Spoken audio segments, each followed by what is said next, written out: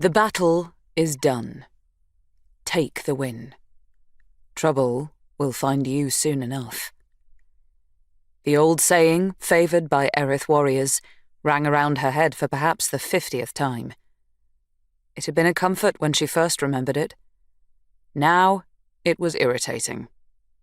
Even in offering comfort, the Erith still warned of danger. The battle was won, a very short time ago. It had ended in the middle of the night, and it was now barely morning. In the underground space not far away, the blood was still fresh, bodies still warm. A single cadre of White Guard. The Shifkin Prime. A dozen Shifkin. Arrow. Such small numbers. Erith and kin putting aside their differences, their long, bitter and bloody history against a common threat. They had stood against the dark.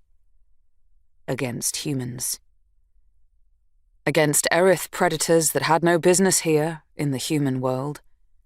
Against beings that had been human once, twisted and fueled by unclean magic. Against Surjuzi, the Erith's deadliest enemy. Stood and held. None of the bodies beneath them were Erith or kin.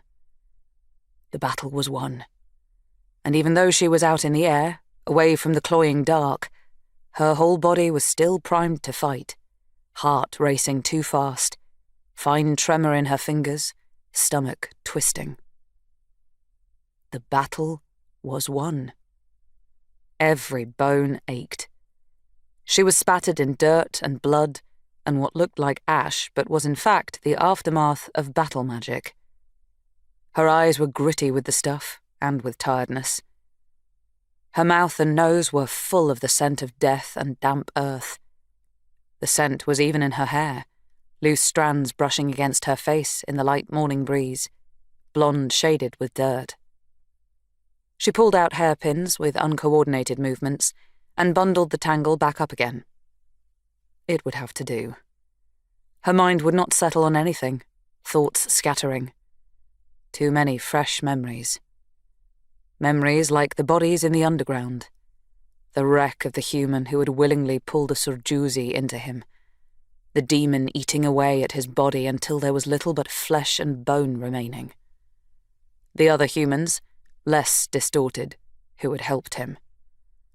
The Surimok pair, Erith beasts who should not be here. Across cultural divide, language barriers and their history, the Shifkin and Erith had simply been warriors, fighting a common cause. She doubted any of them were foolish enough to believe this would last, that there would never be conflict between their races again. Yet for some time after the fighting was done, there had been an odd kind of peace, as the warriors worked to thoroughly check the rest of the underground space for threats, then made their way up to the wide wooden doors that led here.